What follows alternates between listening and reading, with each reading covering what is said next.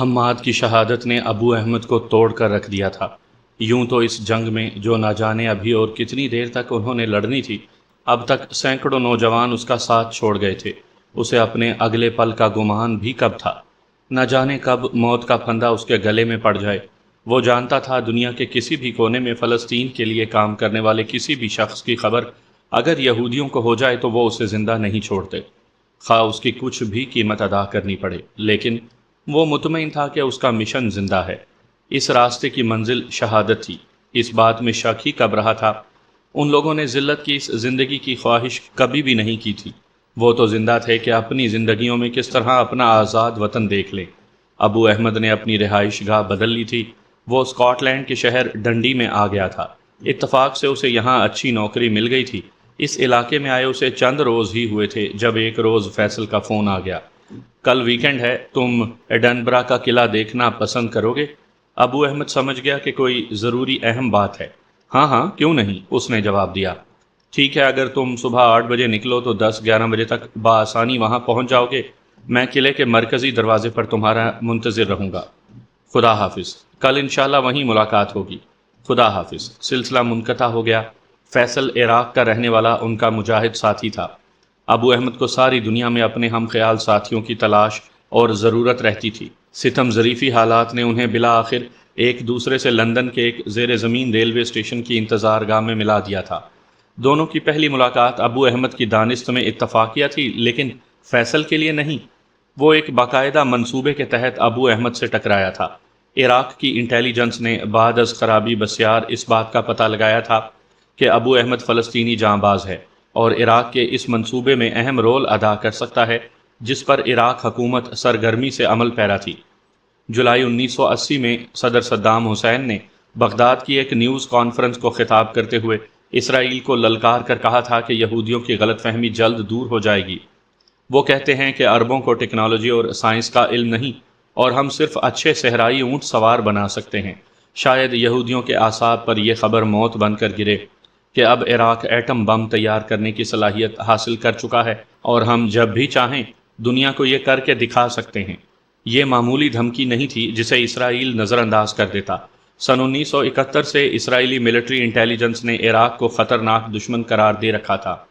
France کی مدد سے اب عراق نے جس طرح بڑی ہوشیاری سے ایٹمی صلاحیت حاصل کی تھی، اس کی اسرائیلیوں کو کانوں کان خبر نہ ہو سکی۔ لیکن صدام حسین کی اس بڑک نے سارا بھانڈا چوراہے پر پھوڑ کر رکھ دیا۔ موساد حرکت میں آئی۔ پیرس میں موجود عراقی سائنسدان جو اس مشن پر کام کر رہا تھا، جلد ہی موساد کے پھیلائے ہوئے دامے زن میں پھنس گیا اور اسرائیلیوں نے جان لیا کہ عراق صرف دھمکی نہیں دے رہا بلکہ صدام حسین نے واقعی ایٹمی دھماکہ کرنے کی صلاحیت حاصل کر لی ہے۔ کسی بھی مسلمان ملک کے پاس ایٹمی صلاحیت کی موجودگی اسرائیل کے لیے ناقابل برداشت تھی۔ ایک طرف پاکستان کے اسلامی بم کی دہشت نے عالم کفر کو لرزائے براندام کر رکھا تھا کہ اچانک یہ افریت یہودیوں کو نگلنے کے لیے سر اٹھانے لگی۔ اسرائیلی حکومت کے نزدیک بین الاقوامی اخلاقی اور قانونی پابندیوں کی حیثیت نہ کبھی ماضی میں رہی تھی، نہ اب رہی ہے۔ معلومات حاصل کرتے ہی صہیونی درندے حرکت میں آئے اور یہ جاننے کے باوجود کہ ان کی اس حرکت کے نتیجے میں عالمی امن و تہو بالا ہو سکتا ہے، کسی وارننگ کو خاطر میں نہ لاتے ہوئے عراق ایٹمی پلانٹ کی تباہی پر تل گئے۔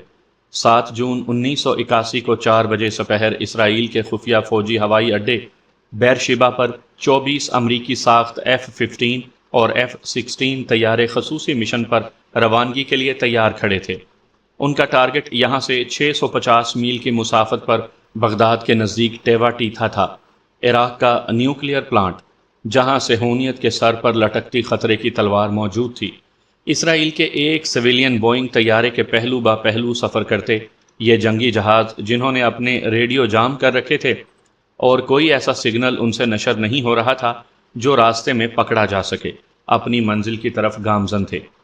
شام کو 6:30 پر یہ جنگی قافلہ راستے میں اس بوئنگ سے تیل حاصل کر کے کامیابی سے اپنی منزل مقصود تک پہنچ گیا۔ عراقی ریڈار سے بچنے کے لیے وہ اپنی نیچی پرواز کر رہے تھے کہ انہیں عراق کے کھیتوں میں کام کرتے کسان بھی صاف دکھائی دے رہے تھے۔ ان کی اونچائی زمین سے بمشکل 2000 فٹ بلند تھی۔ ان لمحات میں سورج کی پوزیشن ایسی ہو چکی تھی کہ اگر ریڈار عراق کے توپچیوں کو وارننگ بھی دے دیتا تو انہیں اپنا نشانہ کبھی صحیح نظر نہ آ سکتا۔ صدام حسین کا ایٹمی پلانٹ پانی میں بیٹھی بطخ کی طرح ان کا نشانہ بن گیا۔ ایک کے بعد ایک جہاز غوطے میں جاتا اور اپنا آتشی پیٹ خالی کر کے اوپر اٹھتا۔ ان کی توقعات کے برعکس نہ تو کوئی سیم 7 میزائل جو خاص طور پر عراق نے اس ایٹمی پلانٹ کی حفاظت کے لیے یہاں نصب کر رکھے تھے ان پر فائر ہوا، اور نہ ہی کسی عراقی پائلٹ نے ان کے تعاقب کی ہمت کی۔ بین الاقوامی غنڈے اپنا مشن مکمل کر کے نہایت دیدہ دلیری سے ایک انتہائی مختصر راستے سے اردن کی فضاؤں کا منہ چڑھاتے بحفاظت واپس اسرائیل پہنچ گئے۔ ایران کے ساتھ جنگ میں مصروف ہونے کے سبب شاید تب عراق کے لیے یہ ممکن نہیں رہا تھا کہ وہ اسرائیل کو براہ راست اس حرکت کا مزہ چکھا سکے۔ صدر صدام حسین کے اعلان نے کہ عراق کو ایٹمی صلاحیت حاصل ہے اور تو کوئی کارنامہ انجام نہ دیا، لیکن اسرائیل کو کم از کم اس قابل ضرور کر دیا کہ وہ تمام ممکنات خطرات کو بالائے طاق رکھ کر یہ جارحانہ اقدام کر گزرے۔ اسرائیل کو اس بات کا علم تھا کہ UN میں ایک عدم مذمتی قرارداد پاس کرنے کے علاوہ دنیا اس کا کچھ نہیں بگاڑ سکے گی۔ اس کی بنیادی وجہ تو وہی بین الاقوامی سچائی تھی کہ طاقت ہی دنیا کا سب سے بڑا سچ ہے، لیکن اس کے ساتھ ساتھ امریکہ یا دنیا کا کوئی بھی غیر اسلامی ملک کبھی یہ برداشت نہیں کر سکتا کہ اسلامی ملک کے پاس ایٹم بم آ جائے۔ اس طرح پس پردہ ان ممالک کی آشیرواد بھی اسرائیل کو حاصل ہو گئی تھی۔ وقتی ہزیمت نے صدر صدام حسین کو بد دل نہیں کیا تھا، نہ ہی انہوں نے اتنی آسانی سے اس حادثے کو قبول کیا تھا، بلکہ ایران کے ساتھ جنگ میں مصروف ہونے کے باوجود صدر صدام بڑی خاموشی سے دوبارہ یہ صلاحیت حاصل کرنے لگے تھے۔ اس ضمن میں عراق کو کم از کم ایسا اسلحہ ضرور درکار تھا جس کے ذریعے صدر صدام حسین بغداد میں بیٹھ کر تل ابیب کو نشانہ بنا سکے، اور یہ اسلحہ بین الاقوامی منڈی سے ملنا ناممکن تھا۔ اس انکشاف کے بعد کہ عراق ایٹمی اسلحہ تیار کر رہا ہے، فرانس نے بھی ان کی مدد سے ہاتھ کھینچ لیا تھا۔ عراقی انٹیلیجنس ساری دنیا سے کل پرزے بغداد میں جمع کر رہی تھی جن کی مدد سے وہ بالآخر بڑے ہتھیار تیار کر سکیں۔ اس سلسلے میں عراقی ماہرین کو ایک اہم کامیابی حاصل ہوئی جب انہوں نے اتنی بڑی توپ تیار کر لی جس کا گولہ بغداد سے بآسانی تل ابیب پر پھینکا جا سکتا تھا، اور اب اسے اپنی گن کے لیے ایسے آلات درکار تھے جو برطانیہ کی مختلف کمپنیاں تیار کرتی تھیں۔ ان آلات کو کسی نہ کسی طرح سے مگل کر کے عراق پہنچانا ہی اب عراقی انٹیلیجنس کا مسئلہ تھا۔ فیصل یوں تو عراقی سفارت خانے میں معمولی عہدے پر کام کر رہا تھا، لیکن دراصل وہ عراقی انٹیلیجنس میں اہم عہدے پر فائز تھا جسے برطانیہ میں یہی مشن دے کر بھیجا گیا تھا۔ اس نے بالآخر اس بات کا پتہ لگا لیا تھا کہ فلسطین کی آزادی کے سرگرم عمل مجاہدین کی ایک جماعت کا ابو احمد خصوصی آدمی ہے۔ اسے امید تھی کہ اسرائیل کی تباہی کے کسی بھی ممکنہ منصوبے میں ابو احمد ضرور اس کی مدد کرے گا، جو پیشے کے لحاظ سے انجینئر اور ایسی برطانوی فرموں میں کام کرتا رہا تھا جہاں یہ آلات تیار ہوئے تھے۔ وکٹوریا سے سینٹرل لندن کی طرف جانے والی ایک انڈر گراؤنڈ ٹرین میں دونوں کی ملاقات ہوئی تھی۔ دونوں کا عرب اور مسلمان ہونا کافی تھا۔ اگر ایسا نہ بھی ہوتا تو بھی فیصل کو ایسی حادثاتی ملاقات کو دوستی کے رشتے میں بدلنے کے فن پر مہارت حاصل تھی۔ 3-4 ملاقاتوں ہی میں دونوں ایک دوسرے کے سامنے کھل گئے۔ اس انکشاف نے فیصل کا سیروں خون بڑھا دیا تھا کہ ابو احمد باعمل مجاہد ہے۔ ایک روز اس نے ابو احمد کو اعتماد میں لے کر سب کچھ بتا ہی دیا۔ الحمدللہ برادر، انشاءاللہ آپ اس سلسلے میں مجھے ہمیشہ اپنے ساتھ پائیں گے۔ کسی فلسطینی مجاہد کی اس سے بڑی خوش قسمتی اور کیا ہوگی کہ وہ اسرائیل کی تباہی کے کسی بھی منصوبے میں ہاتھ بٹا سکے۔ ابو احمد، جس نے حال ہی میں حماد کی شہادت کا سانحہ برداشت کیا تھا، اس ملاقات کو تائید ایزی جاننے لگا تھا۔ ٹھیک ہے، ہم جلدی دوبارہ ملیں گے، یہ کہہ کر فیصل چلا گیا۔ آج اس نے اچانک ہی 10-15 روز کے بعد فون کیا تھا۔ ابو احمد نے اس نئی کمپنی میں ملازمت اور لندن سے اسکاٹ لینڈ کے اس شہر میں منتقلی کی خبر اس تک پہنچا دی تھی اور اسے اپنے ایڈریس اور ٹیلی فون سے بھی آگاہ کر دیا تھا۔ صبح اپنے گھر سے نکلتے ہی اس نے ڈائریکشن میپ اپنے ساتھ رکھ لیا تھا اور بغیر کسی رہنمائی کے وہ اس نقشے کی مدد سے بآسانی 3 گھنٹے میں ایڈنبرا پہنچ گیا۔ شہر میں داخل ہوتے ہی اسے ایڈنبرا فورٹ کے سائن نظر آنے لگ گئے تھے اور ان نشانات کے تعاقب میں بالآخر وہ قلعے کے مرکزی دروازے کے سامنے پہنچ گیا۔ دروازے کے بائیں طرف موجود پارکنگ لاٹ میں اس نے اپنی کار پارک کی اور دروازہ بند کر کے جیسے ہی گردن گھمائی، فیصل کو اپنی طرف آتے دیکھا۔ شاید وہ بہت پہلے سے یہاں پہنچ کر اس کا انتظار کر رہا تھا۔ دونوں نے بڑی گرم جوشی سے ایک دوسرے سے معانقہ کیا۔ فیصل اس کے ساتھ باتیں کرتا قلعے کے مرکزی دروازے تک آ گیا تھا۔ دونوں سیاحوں کے روپ میں اندر داخل ہو گئے، جہاں ایک گائیڈ سیاحوں کو اکٹھے ہونے کا منتظر تھا تاکہ انہیں اسکاٹش آرمی کے اس قدیم ترین مرکز سے متعلق دلچسپ معلومات سے آگاہ کر سکے۔ دونوں سیاحوں کے اس گروپ میں شامل ہو گئے۔ گائیڈ نے حسب روایت اپنی پیشہ وارانہ مہارت کا مظاہرہ کرتے ہوئے سیاحوں کے اس گروپ کو قلعے کے اسرار و رموز سے آگاہ کرنا شروع کر دیا۔ وہ ایک ایک پتھر اور عمارت کے نزدیک رک کر اس کی تاریخی اہمیت اور اس سے وابستہ روایت کی کہانی سناتا اور آگے بڑھ جاتا۔ سیاحوں کی بھیڑ اس کے تعاقب میں ہوتی۔ کبھی کبھی ایسا بھی ہوتا جب کچھ لوگ پیچھے رہ جاتے اور سیاحوں کے دوسرے کسی گروپ گائیڈ کے انتظار میں کھڑے ہو جاتے۔ چند منٹ تک فیصل نے ابو احمد کے ساتھ گائیڈ کی باتوں کا لطف اٹھایا، پھر دونوں اس گروپ سے الگ ہو گئے۔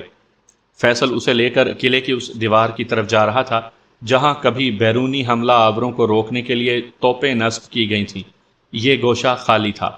دونوں پتھروں کی ایک دیوار پر ایک دوسرے کے پہلو با پہلو بیٹھ گئے۔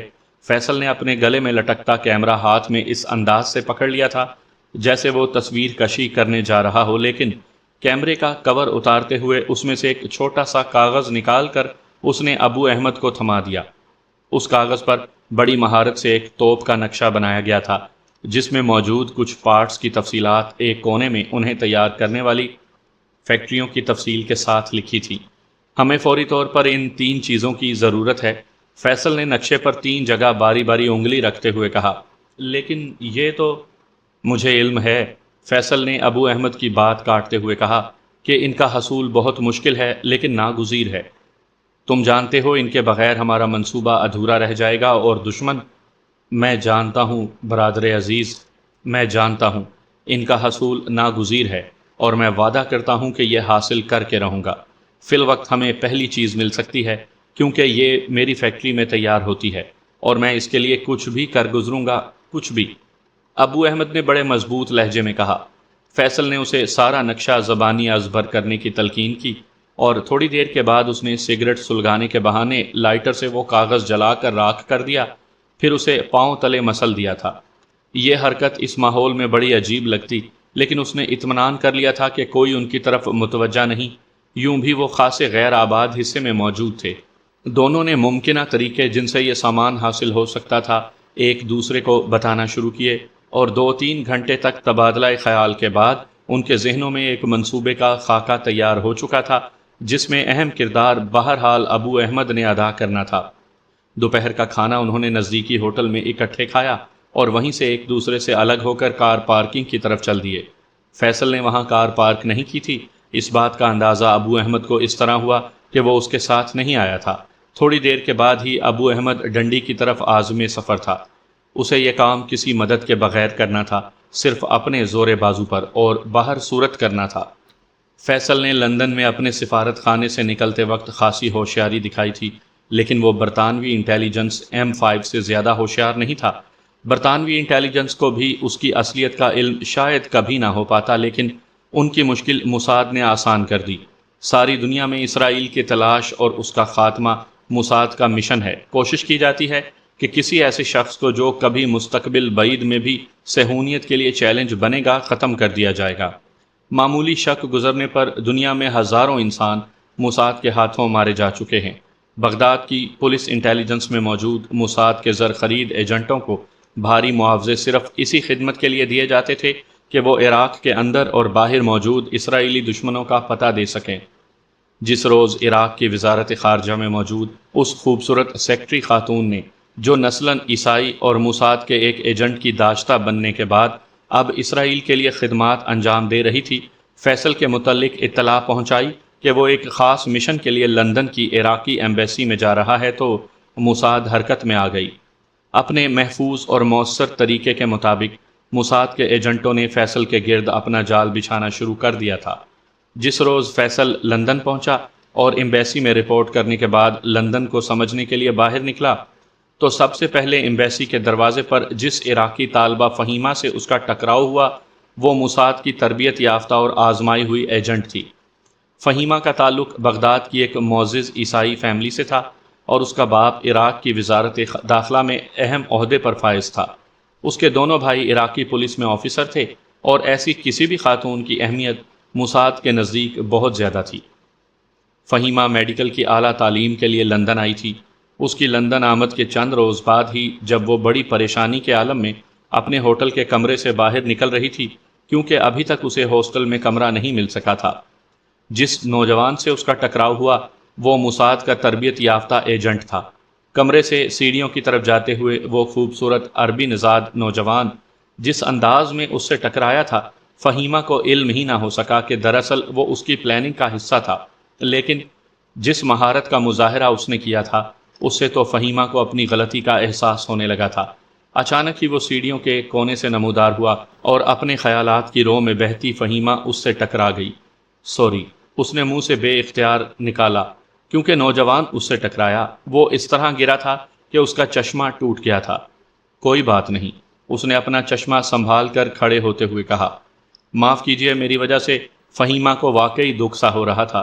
گرنے والے نے اپنی شکل ایسی معصوم اور بھولی بھالی بنا رکھی تھی کہ عالم حالت میں بھی اگر وہ اسے دیکھتی تو اس پر ضرور ترس کھاتی۔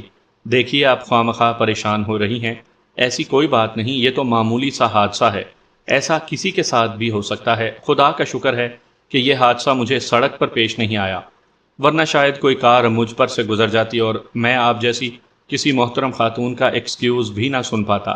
اس نے یہ بات اتنی اچانک اور ایسے انداز سے کی کہ بے اختیار فہیمہ کی ہنسی نکل گئی۔ آپ شاید عربی النسل خاتون ہیں۔ ایک بات تو میں تاریخ کا طالب علم ہونے کے ناطے دعوے سے کہہ سکتا ہوں کہ آپ کے والد ضرور عربی ہوں گے۔ اس نے بھرپور نفسیاتی حملے شروع کر دیے تھے۔ آپ کا اندازہ بالکل صحیح ہے، میرا تعلق عراق سے ہے اور یہاں طالب علم ہوں۔